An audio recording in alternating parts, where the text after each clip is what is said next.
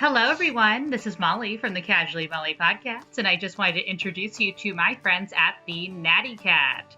This one is for you cool cats and kittens who can't get enough of wordplay and fur babies. The Natty Cat's natural soy candles feature inventive scent combinations in glass jars with clever kitties on the labels. Hand-purred with locally sourced natural soy wax, the Natty Cat's candles wood wicks create a cozy fireside crackling sound, perfect for curling up on the couch. Remember, for all of your candle and scented oil needs, please visit our friends at the Natty Cat either on Facebook or Instagram. Have you ever wanted to get your shit together? Scrap it, look through the lens and capture it. But first world problems are getting you down. Disabled, salty, needing a laugh to fix that frown.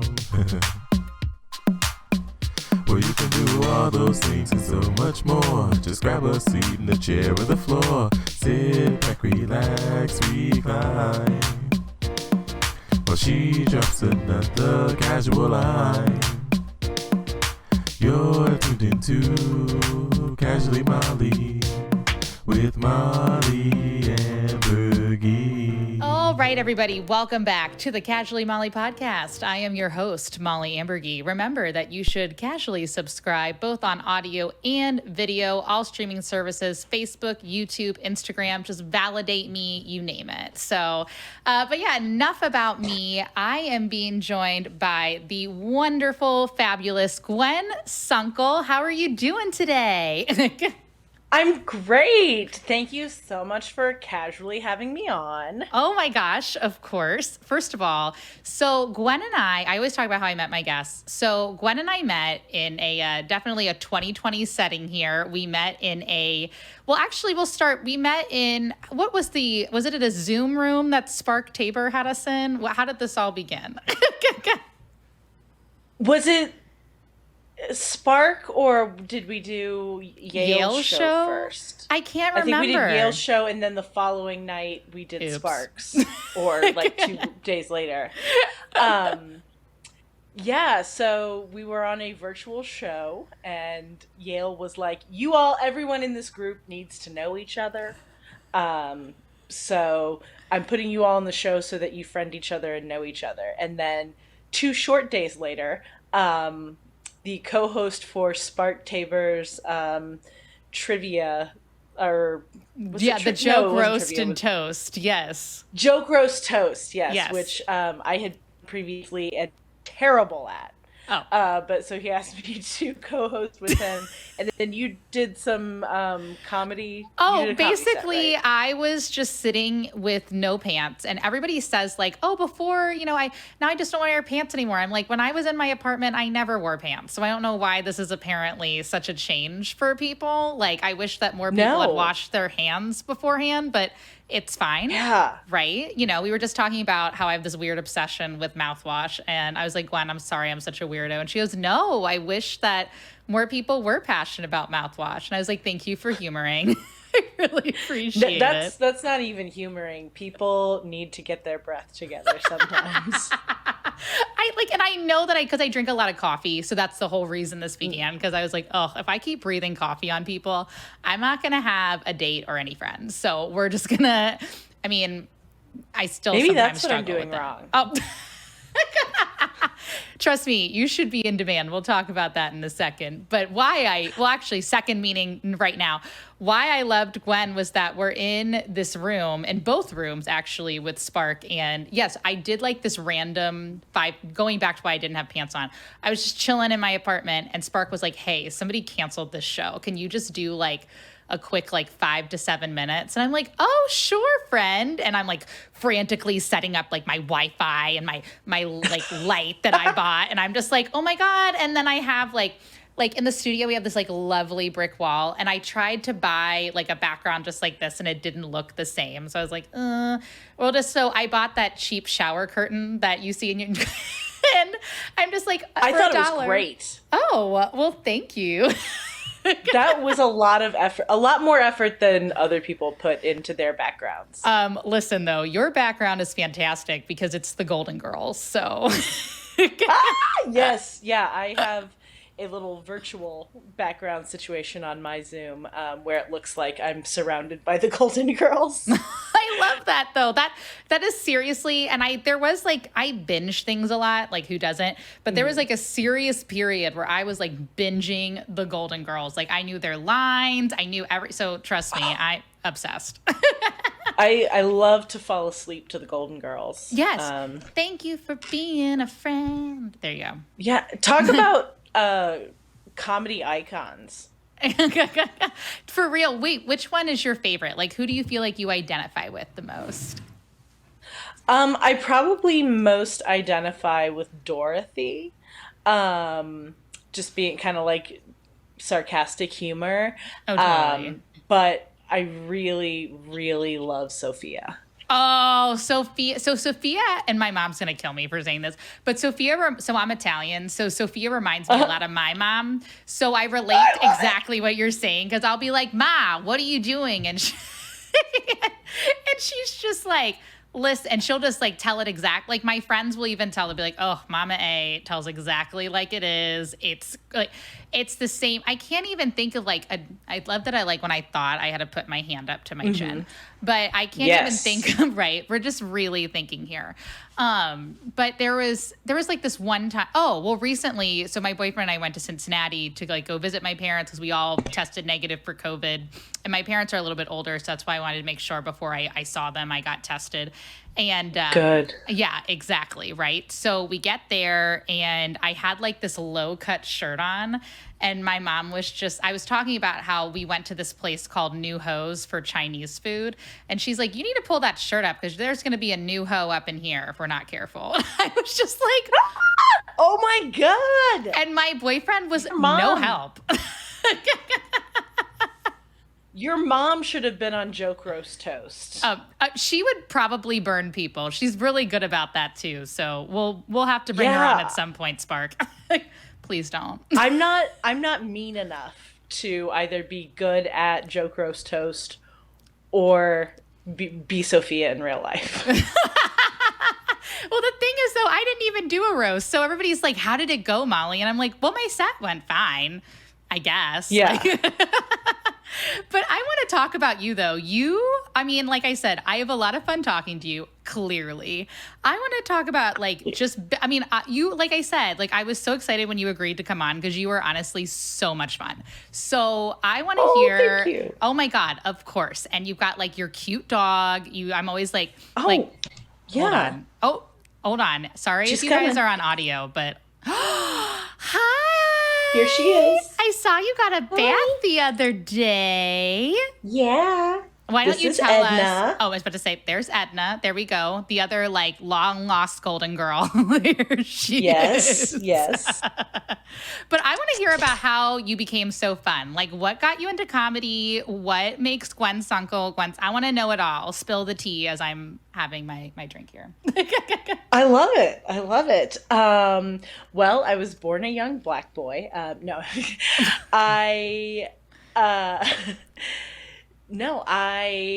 We moved around a lot when I was a kid. Okay. So I was always being like the class clown was kind of a really good defense mechanism.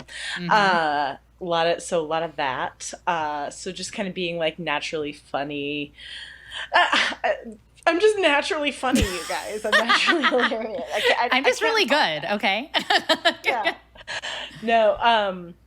And I also always grew up watching a lot of comedy, listening to a lot of like comedy records and cassettes, like in the car with my parents. And then when I also did a lot of like performing as a young child and young adult, like in theater and choirs and different things like that.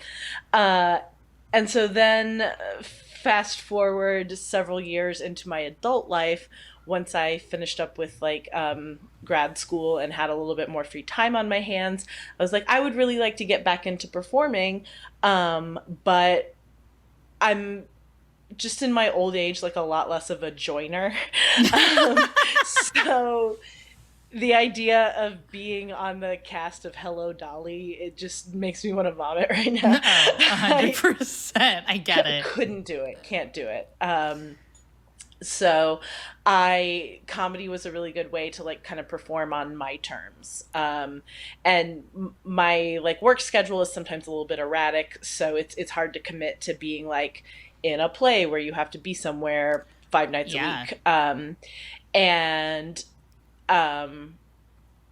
comedy also like challenged me to write more. That was kind of like honestly my original thing was like, oh, I want to write more, and this is a good challenge for it. So I agree. No, because we just talked, because I had Amanda Gale on last week, who was in the Love Amanda.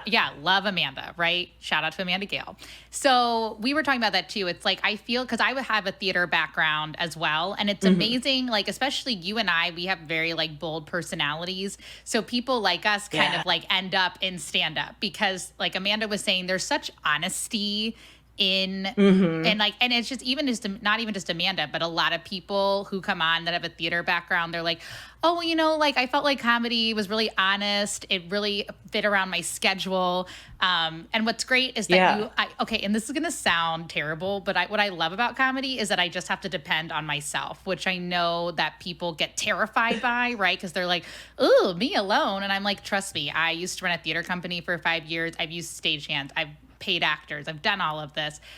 You know, like running after people's schedule is just a lot. I just have one schedule, it's my own. Follow my website, here's my business card, follow me on Instagram, good day. Like I don't have to worry about anybody else but myself, which is like in ways, and I'm sure you can agree with this, sometimes you're like, oh, I'm my own worst critic, but I don't know, it just I love it too. So I completely agree with where you're coming from.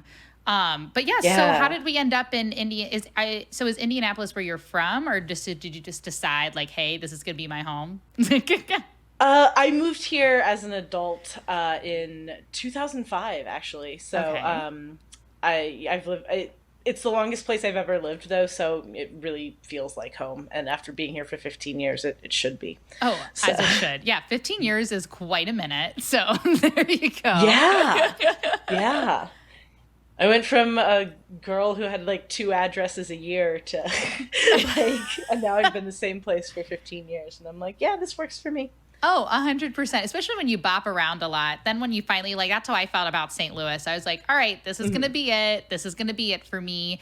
And what's great about like being in the Midwest is like, obviously pre-COVID, you can still like travel and hop around and like, you know, do shows and whatnot. And I know that you've done, I know you have like quite a resume when it comes to performing with people because I saw you've performed for, that's a theater term, and I need to make sure that I make this sound a little bit clearer. But who have like you opened or featured for that you have just like absolutely loved working with? I got to open for Eliza Schlesinger earlier this year, like before the pandemic. I love her. I saw her at the Comedy Store in LA. She is fantastic. Yeah. How was that? She really is. Oh my gosh. She was, first of all, just the nicest person in the world. Like, I could see that. She was like, come talk to me while I put my makeup on. Like, we were like, old, you know, friends at a slumber party or something. Just very sweet, you know, talked to me about my comedy career and the scene here and everything, and was just very interested. Talked a lot about her adorable little dog. And so, yeah, I got to go out on this giant stage and perform to more people than I'd ever performed for, and then like have the best seat in the house to watch her like put on a master class about physical comedy, you know. It was truly an outstanding experience. So oh my God, I've loved her forever. So props to you. Yeah. That was probably like seeing her perform at the Comedy Store, like made all my dreams come true. Cause I've seen all of her Netflix specials. I've seen her like from the beginning, and now she's like engaged. And it's crazy, right? When you watch people and you're like, oh, this is just a masterclass, not only on like comedy, but just in life and how they navigated. So like, that's very, very cool. Yeah. And like the rate at which she cranks out a new hour of solid material is just because like she's got a whole new hour about being married now. It's like, wow. I don't know how she does it, especially when she she like performs on these big stages so much, because I'm running into that right now with COVID, like trying to do new jokes. It's like I don't have any place to test them, you know, because there aren't open mics anymore, and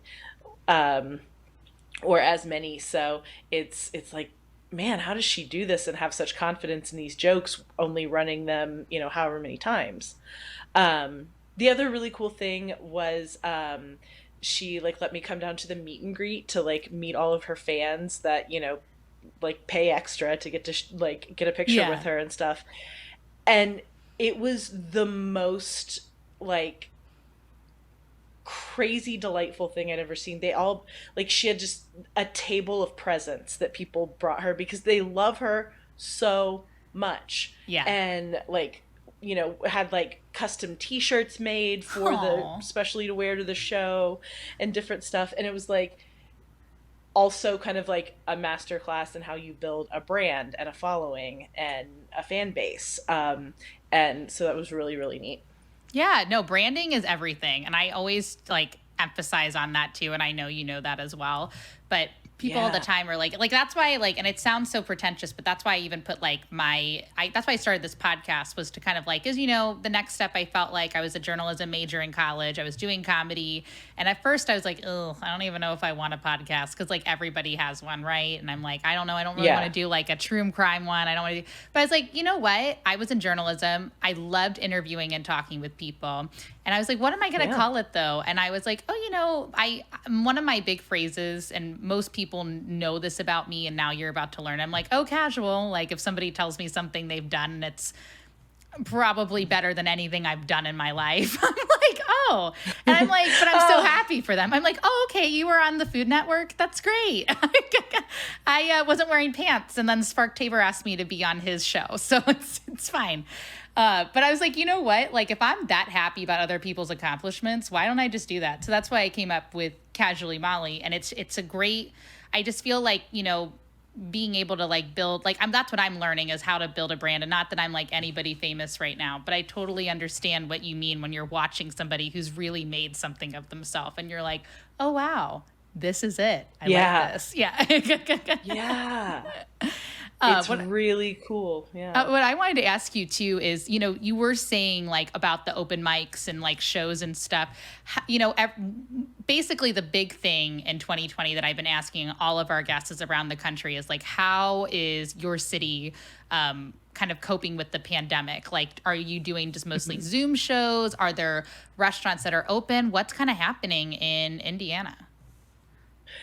Yeah, we're really fortunate right now that the weather has been super nice. So we've been doing a lot of outdoor shows, and which has been fantastic. Yeah. The Sunday show, which is Rocket Ship Comedy and Let's Comedy Indie, put on every Sunday at Black Circle Brewing. They've built like this whole little, you know, fenced in area, just like strictly because they were like, we want the community to have a place to come and hang out, and, you know, it allows us to still do some entertainment. And everybody's very cool, and they bring their blankets and camp out, and it's just it's cute and fun.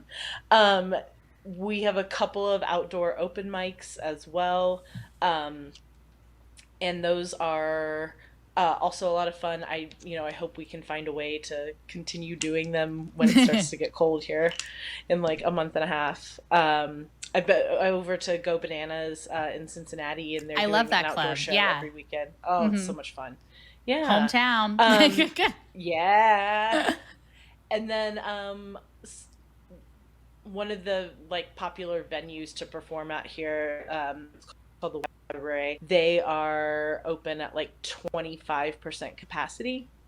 And you know, all kinds of other precautions and things like that. So we've done like a couple of shows there, and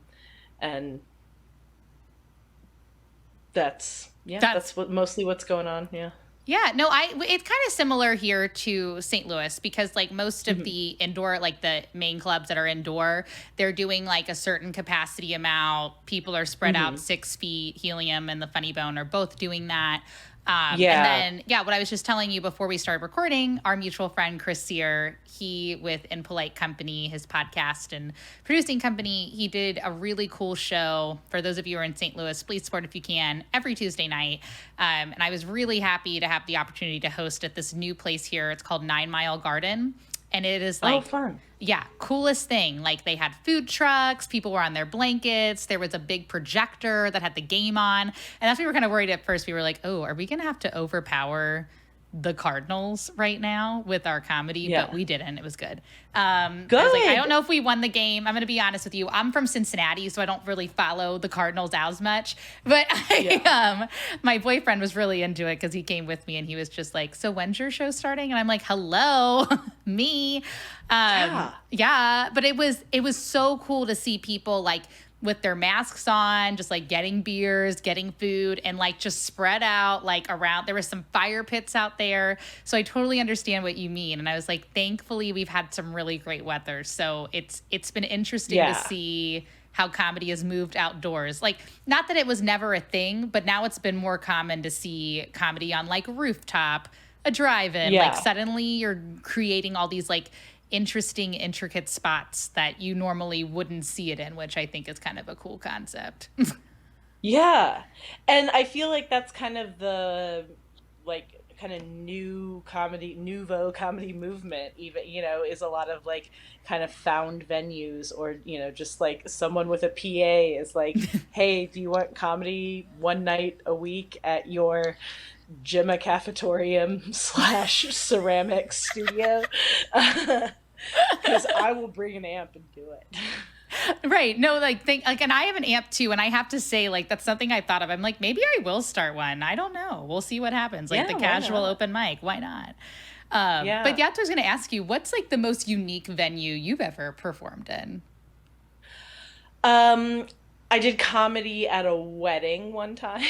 Me too. That is like a different, it's, you know, here's the thing. For me personally, I feel like doing comedy at a wedding in theory sounds really awesome. And then I don't know. I want to hear your perspective first, and then I'll tell you what I think.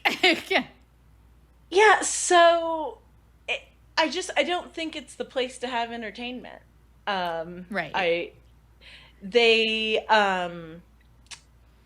wanted just so there were a couple like variety entertainers. They had me as a comic, and then a couple of like dancers and a belly dancer or something. Oh, wow. And so, you know, like totally fun, but everybody at the wedding was very like talkative and hugging each other and already drunk, and, you know, like you do at a wedding.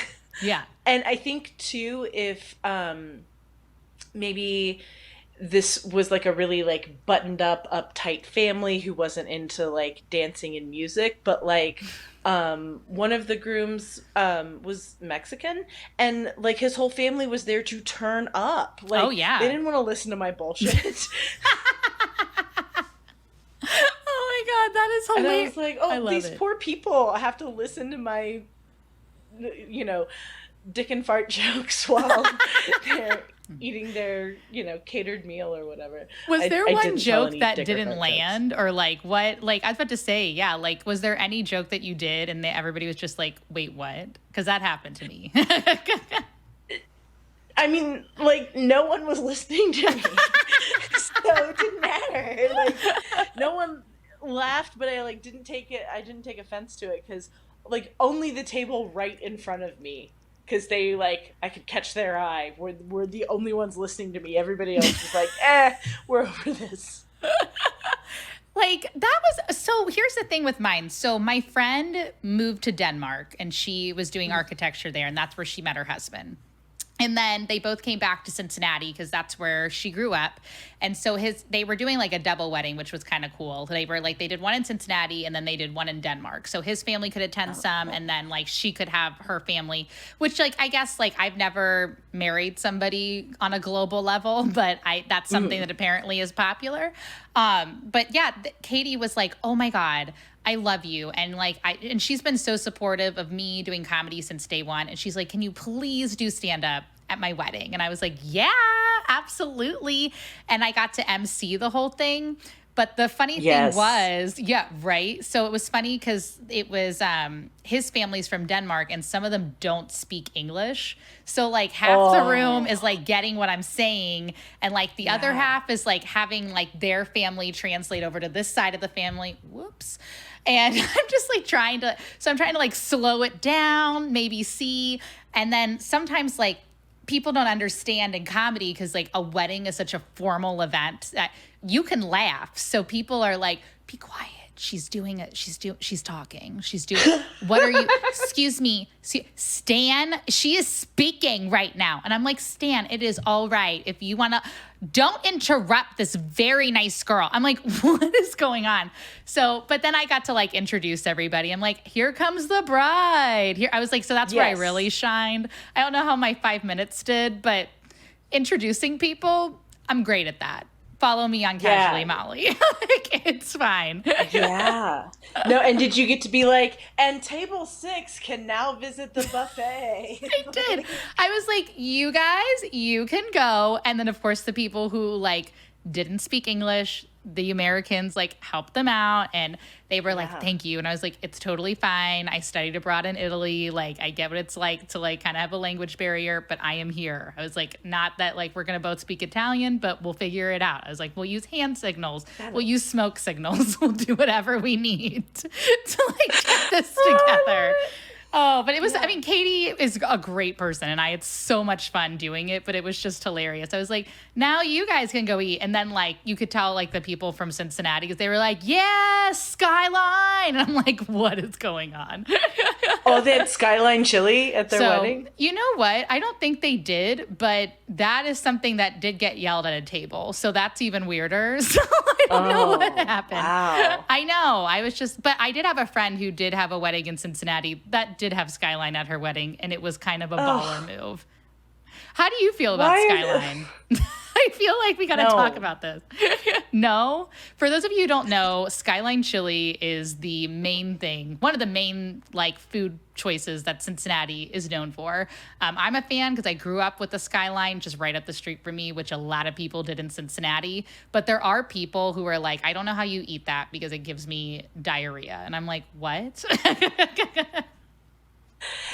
Yeah, so I don't so much have the like intestinal issues with it. It's like, why does it just have to be so intentionally messy? Like I would gladly pay the extra, 3.5 cents to have a bowl that chili would fit in. 'Cause it's like a whole bed of noodles, a whole giant scoop of chili, and then like this mountain of shredded cheese that you're not...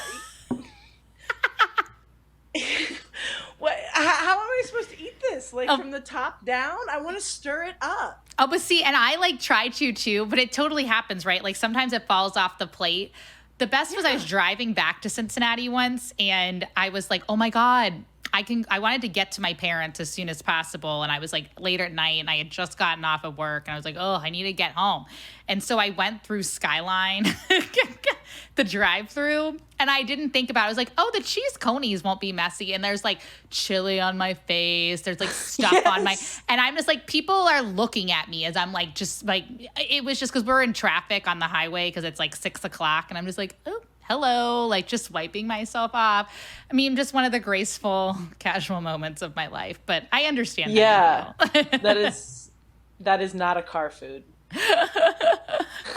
Speaking actually, transition, since you are like outside of Cincinnati, I've been looking at your social and it looks like you have a show coming up. Do you want to tell us a little bit about that? I know this will probably come out when it's done, but why don't you tell us a little bit about it and I'll make sure to promote it beforehand. Oh, awesome. Yeah, I'm going to be at the Comedy Attic in Bloomington this weekend. Ooh, that's a great venue, by the way. Yeah. It is a great venue. A lot of fun. It's Maria Bamford's favorite comedy club that she's ever performed at. So okay. Shout out to Maria. Okay. Yeah. We have so much in common now. We both performed at the same venue. Yeah. I'm going to probably use the same toilet that Maria Bamford used, okay? So I'm like basically famous. There's only one. Yeah. So no, there's no. So yeah, I will be there Friday night at 8, and Saturday we have 2 shows, one at 7 and one at 9:15. I'm bringing along Indianapolis friends of mine, David Brooks and Katie Hetledge. It's going to be a real great time. The Comedy Attic is trying their best to do the thing with COVID. So if you're in the building, you have to have a mask on your face at all times, unless you are physically putting food or drink into your face hole. Makes sense. Yeah. Got it. And then, but they also have an option to buy a ticket to Zoom the show as well. So,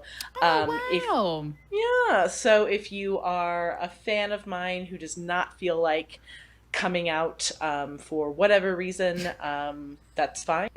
And if you are you can still watch it. If you are a fan of mine from out of town, you can also watch the show. So that's going to be me. I can watch the show. I'm so excited. Yeah. Okay, so basically the Comedy Attic was like, Molly needs to still tune in. So we're going to make sure she's got a Zoom option. So thank you. But yes, if you're in the Indy area, make sure that you go support your local comedy, whether it's on your couch, whether it's at the venue, or if you're out of town like me, let's support Gwen and friends and do this. I am so excited. Now I feel like super pumped. Thank you. Thank you so much. Of course. No, like I said, we talk about this a lot too. What I love is, especially when I have comedians on and female comedians, I love that, like, supporting females in comedy. We talked about why we like it. But for somebody like who is watching this, which does happen, or listening, however you casually subscribe to my podcast, what is some advice that you would give to somebody who kind of like started out like us, kind of like figuring out where to navigate and what to do? What would you probably tell them? I would probably say that, like, just get on stage. Everybody always says that. As much as it makes your soul feel good. Don't do it to the point of exhaustion, and go into those stage times like with a goal. And don't just willy-nilly get up there and say like, okay, I'm doing this because I'm working on like a new 5-minute set, or I'm need to practice this particular joke, or I want to run these 3 jokes in this order. And then writing more than you think you need to. Don't be afraid to just get rid of a joke if it's not, good in your set or not getting laughs. Try it and put the work into it, but don't be afraid if it's not happening to get rid of it. Yeah, absolutely. I've had that happen too, where like sometimes something doesn't work when you originally try it. So sometimes I like put it kind of in the back burner, and then, here's some stand-up comedy tricks, guys. But then like afterwards I'll think of something and I'm like, oh my God, why didn't I add this to it in the first place? And then suddenly it kills and you're just like, oh wow. Like, but that's growth, can't control it. Or there's like a piece of a joke that is funny, and it's like, okay, well, it doesn't work in this joke, but it will work in this joke. Yes. And so kind of, Tetrising around your jokes and your sets that's fun. Like you said, that's growth. That's like where you get to really think about, okay, how do I want this to work like as an act? How do I want it to build and then kind of flow? Absolutely. So. How do you want to brand yourself, man? I like it. This is cool. Yeah. So what we do normally on this podcast, some episodes have been a little bit deeper than others recently. But what we'll go back to is normally Casually Molly, we have a casual topic each title, right? So Gwen was like, pick whatever you want. And sometimes I have like submissions of things that people are like, oh, talk about this. And I found in my old notebook pre-COVID when we were doing this like boom, boom, boom. And one of them was casually unnecessary. So I was like, Gwen, have you ever had a life experience or story that you want to tell where something was just casually unnecessary in your life? It can be funny. It can be serious. Spill it. What's the tea? Got my whiskey. I'm ready to casually unnecessary. I recently met a psychic. Oh, wow. Okay. Yeah. So wait, how did this I mean, you're going to probably tell this, but what? I need to know. I recently met a psychic on Instagram. Okay. Yeah. So, the reason I wanted to tell this story was like, first of all, anyone contacting me on Instagram is unnecessary. Social media is very unnecessary. Oh, yeah. I hate having to have it, but we have to have it. But we have to play the comics. game, right? Totally. Yeah. Yep, exactly. So, a woman DMs me. She slid into my DMs, and she, Of course. yes, yeah, and she's like, "Hey, I am a psychic, and I was scrolling through Instagram, and I ran across your profile, and you have an energy block on you, and What even I is that? can remove that." Okay. And so I was like, this seems not real. So I ignored it. So then the next day, she messages me again and says, I know you think that I'm just making this up and it's not for real, but I'm actually psychic. You really do have an energy block on you. I know how to remove it. Message me back. And I was like, okay. Okay. The universe is really trying to get in touch with me here. For real, right? I'm trying to listen, but that's exactly how I felt. I was like, it straight up slid into your DMs and was like, you have an energy block. I'm like, what? Yeah. Yeah. So she says to me, she's like, I can remove this energy block. It's gonna be this like 3-night ceremony where I do these different magic things on my end. Through and Instagram? Then you are gonna, yeah. Well, we just did them simultaneously but separately. I didn't Okay. I would like send her a picture of what I was doing or whatever, and she'd be like, "Yes, that's correct." Oh my God, I'm so intrigued. Keep going. So she tells me she's got to go get these things for the spell or whatever, and so she says that she has to go to the Charmers Market to get these, and she like asks me for an amount of money to go get these items, and at this point I'm like, I will spend $20 on this joke. Like, it's not like it's an excessive amount of money. Like, I will spend $20 to see where this goes. It's a pandemic. I got nothing going on. Yeah, what else is happening? Interested to see, what Helen has. Yeah, so I sent Helen. Helen? Helen's her Yeah, name? her name's Helen. Okay. And she lives in Georgia. But Okay. you can tell by her like messaging that English is not her first language. Okay. But she's really knocking it out of the park overall with her communication, but she says she just got to go to the Charmers Market. So the next morning she gets up and messages me like before I'm even at work, so like very early in the morning. And she's like, I'm on my way to the Charmers Market to get these items. And I'm thinking like, and I'm a little bit of like a woo girl. So like, I've been to like, some witch stores before. Oh, 100%. Ain't none of them open at 8 a.m. No. like no witch store opens at 8 a.m. So I'm like, this is fishy, but okay. And so she messages me back shortly after, and she's like, hey, because of the pandemic, some of the things are a little bit more expensive, so I need a little bit more money. And she asked for more money. And at this point, I'm like, no. No. Like, just give me my money back, return the things, we're done with this charade. And she's like, I can't return them at this point, you know that. You know this. I'm a psychic, you okay? know this about magic items. So Sure. I was like, can you send me a picture of what you've purchased so far? That's smart. I And like that. she was like, no, you have to trust me. This is so insulting that you won't. And I was like, I don't think it's out of line to ask you to send me a photograph of items you're going to do magic with on my behalf. So she Right. sends yeah. What? So she sends me a picture, and it's like some herbs and some seeds and and like a candle, and I'm like, she meant farmer's market. What? So she's at the farmer's market, which very well could be open at 8 a.m.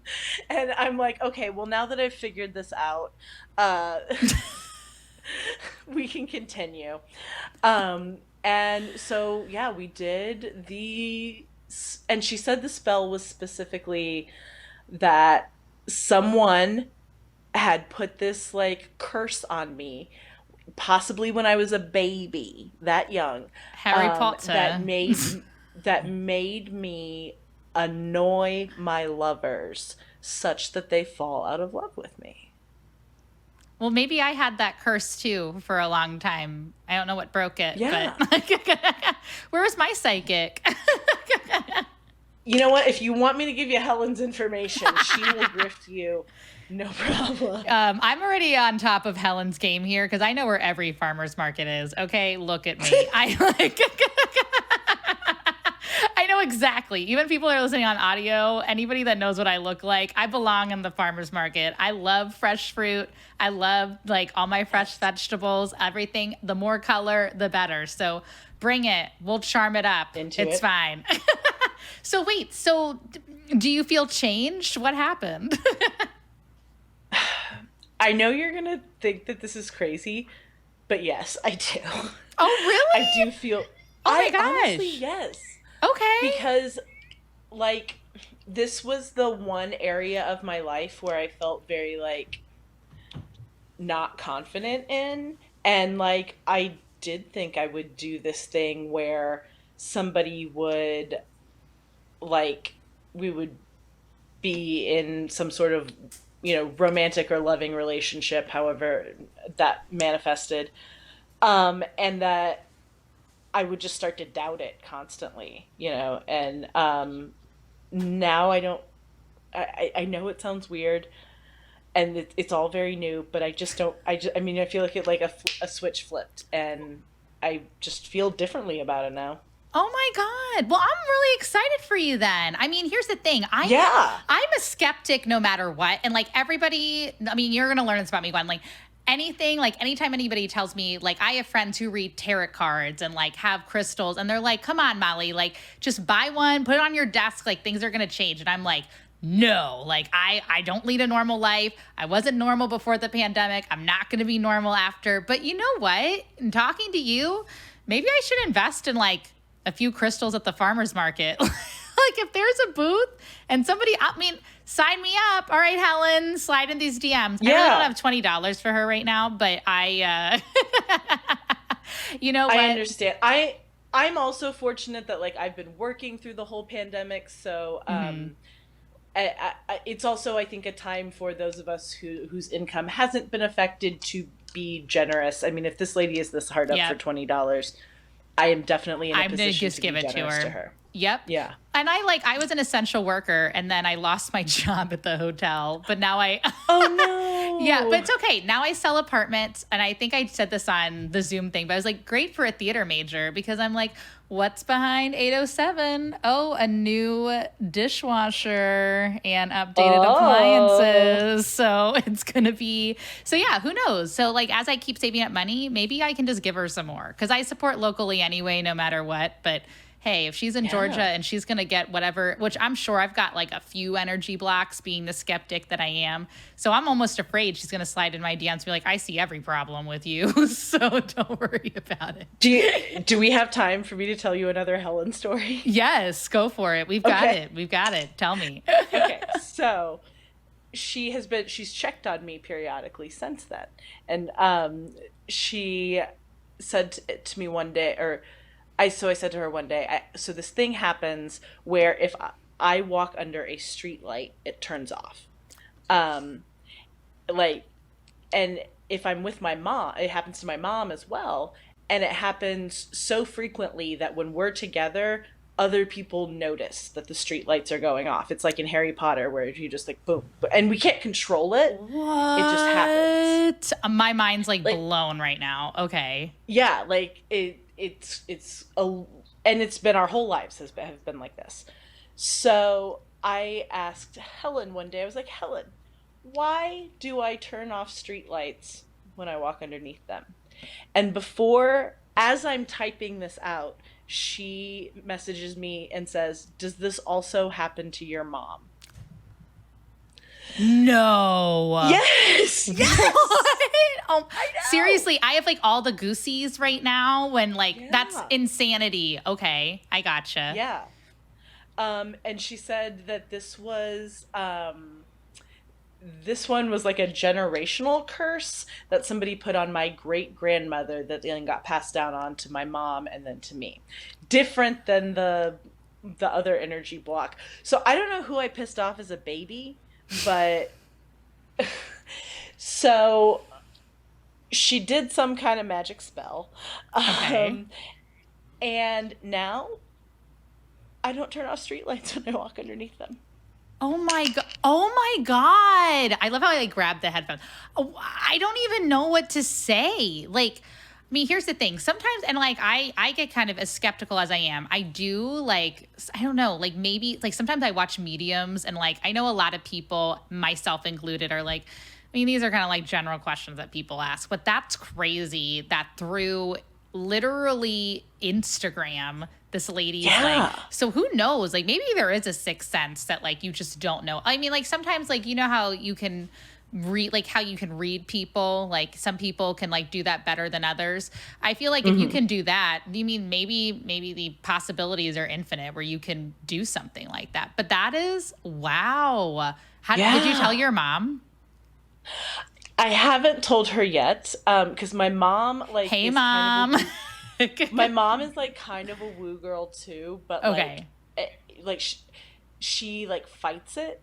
Like she sees ghosts and stuff, and like is super intuitive, but she like doesn't like to talk about it.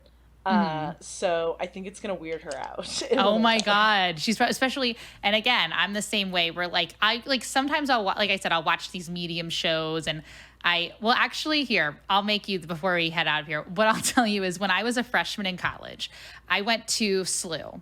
And for those of you who don't know, the St. Louis University, that is actually where the movie The Exorcist, it's based on real things that happened I love how this podcast just took a turn. It was, I love it though. I love it. This is like spooky. Casually paranormal. Casually paranormal. Okay, here we go. Casually unnecessary, and I'll just put in quotations, and paranormal. Oh my God. Boom. Perfect. Go see Gwen Sunkel at the Comedy Attic. Okay, so here's what this is. So I was like, we went to Mass, and like, it was a Jesuit college, and I was raised Catholic. So I was like, guys, let's go to Mass, because like, that's what you think is fun. And I open up the program, and in like this little box at the very bottom, it was like meeting about The Exorcist. Like it didn't say it in those terms, but that's what it was about. And it was like the day before Halloween. And I turned to, which these girls are still good friends with me, which means like they were like loyal to the T. Julia and Gabby, I was like, hey guys, because we all lived together. I was like, do you guys want to? And they were theater majors too. So, you're like young and open to anything.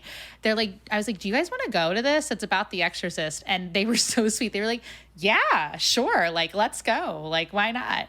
So we go down to the basement of the church. And we're like the youngest people by far. I don't think that they really thought that like college students were going to come, but we're there. And it was a very nice meeting. They had a projector. There's all like these really like nice, like kind of like older people, more seasoned, and they were like, they had coffee, they had snacks, all these things. So I'm like, ooh, and I'm a college student, so I'm like, coffee, snacks, like 1 minute. So we're all like getting our plates. And then the lady goes, oh, you guys, like it's about to start. So we're sitting there, and I guess there was either on Discovery or A&E, they were doing a coverage of the events that happened with this exorcism. And so they showed clips from the documentary. And then in the middle, it would be like this older guy. He's like, hi, I am the great-great-grandson of the boy that received The Exorcism, like and I'm like, I am into it. Like I am listening. I guess maybe I've just become more jaded, which I know, I mean, I sound like a really happy person, but I probably just hold a lot in. But I remember being so young and being like, wow. And Julia was like, what the hell did you bring us to? Like, what is this? But it was the coolest thing. And it was like, hi, and they had the writings and the notes that the doctors took and like the family wrote. And I was like, this is so interesting. Cause like a movie's a movie, right? And like a lot of things were for effect and like we weren't there. So I understand in Hollywood, you got to make something interesting for people to watch. But this was so cool to like see the text and like the names of the people, and you're like, wow. So you just think of something you watched as a kid in your basement with the lights down with your friends putting a blanket over you, and you're like, oh wow, this was some real. And I know it sounds weird, it's just like what you said, but I remember thinking back, I was like, wow, maybe there is something. And like, of course my two girlfriends were like, nah. And I was like, I don't know, like maybe, but sometimes it doesn't come up a lot, but we've been all friends for over like 12 years. And Julia mostly will bring it up. She'll go, remember when you made us go to that weird thing in a basement? I'm like, well, when you put it like that, it was a nice basement. It had snacks and it was in a church. So, and the people were super nice. They just were like, oh, here's like history. And you're just like, all right. So I don't know. I like, love that. Yeah, like I don't know if I was changed, but you know, I feel like you just gotta kind of lay out that platform and kind of look around and see things. So, I mean, maybe it was unnecessary to attend, but it was kind of cool to see. I was like, oh, so this is like some real shit happening right here. Okay. But I love that you feel changed. That's an awesome feeling. Good for you. So yeah. I mean, and because a lot of the spell, and I think like people think that you know, so it's all like ooh, you know, and a lot of times it's just like kind of meditating on your desires is like a lot of witchcraft. Oh, totally. You know, so it was like I don't know if it was this or, you know, just meditating on my desires, but yeah. And, you know, no matter what it was, even if Helen's a total fraud, sorry, Helen, I'm just making a point. The point is that, like, if you feel really good about something afterwards, like, what's the hurt? I mean, it's just like religion. Yeah. Like, what's the hurt of just believing in something? Like, I don't know. As long as it's for the better good and, like, you feel like something's changed, who am I to say anything, you know? Wow, Gwen. I feel like we just really bonded right now. This is great. Totally. I love it. Oh, my... Oh. Love it. That was awesome. Gwen, what I'll ask you too really quickly is, you know, we're about to head out of here. Where can we find you on social media? Anything that you want us to know about, even if it's like something that you contribute to writing wise, what would you like us as an audience to know about you? Yeah. So I am on social media at Gwenderwoman. So it's like Wonder Woman, but with Gwen instead of one. Hi, my dog babe. is shaking her tail over here. And then I am a contributing writer for Off Magazine, AWFMAG, which is a queer satire news site. Nice. Awesome. Well, we'll definitely have to look that up. Yeah. Yes. And I love that you use Wonder Woman just because I was Wonder Woman for like 3 years in a row for Halloween. So when I found you on social media, I was like, following. This is great. I love it. This is going to be fun. But this was a pleasure. I am so, like I said, I always hear everybody speak really highly of you. So I really appreciate you. Oh my God, so sweet. Of course. Thank you. Yeah. Like, hey, I mean, I only say that just because, I mean, people do. It's a good reason to have somebody awesome on and be like, hey, by the way, got to interview you for a little bit and also everybody loves you. So it's a good positive vibe to throw out. But yeah, this was great. And like I said, I hope to see you once the pandemic ends. I always tell all my guests, like, I hope to maybe meet you in the future, off Zoom. But hopefully when it's safe when to it's breathe safe. in each other's mouths. Right. Precisely. I was like, I hope we get the closest seat together. We can share some fries. Like, I'll get the chili ones. You can have the regular ones with cheese. I mean, it just depends on how messy you want to get, and we can like do something really cool and catch up. Can we Lady and the Tramp some Skyline chili? I was like, okay, when I was a kid, so I love dogs, right? Clearly. That's why I'm like, Edna, hello. But one of my dreams was to have a Cocker Spaniel or like an Irish. What kind of dog was Lady? I can't even remember, but She was a Cocker Spaniel. Cocker Spaniel? Oh, so I had like a Cocker Spaniel calendar and all this stuff. And I was like, oh, Lady and the Tramp. And I was like, oh, what a weird kid. I'm surprised I had any friends. Like, it's fine. So I love that you brought, and then apparently on, I think it's like Disney Plus, they have a live version of Lady and the Tramp. And I just got Disney Plus. So we all know what I'm going to be watching later. Yes, we do. So what I always end on is, Gwen, what are you going to casually do now that we're done recording? You know what? I am going to, I got the next 2 days off. I'm going to casually have a glass of wine and really live it up, you know? Absolutely. Are you a red girl or a wine girl, or are you just an all wine girl? Red. Rosé, red. Me too. I was like, you can have Chardonnay during the day, but if I ever go out to, hi Edna, if you ever, like whenever I go out to dinner, when that used to happen, I would always have red wine. So I love it. Edna, what are you going to do? I'm probably going to take a nap because I sleep for about 23 hours a day. What kind of dog is Edna? I don't think I ever asked. She's a dachshund. Okay, so that's what I thought, because I'm trying to like look through here. So I grew up with a dachshund, and his name was Rudy. He was black and brown, and he lived for a long time. He lived for 15 years. And then, oh, wow. My mom like loved this dog. Okay. Like, and you know how dachshunds have, well, for those of you who don't know, dachshunds have back problems. So my mom, like one time Rudy like twisted a disc. And so my mom put him in physical therapy. It was a thing.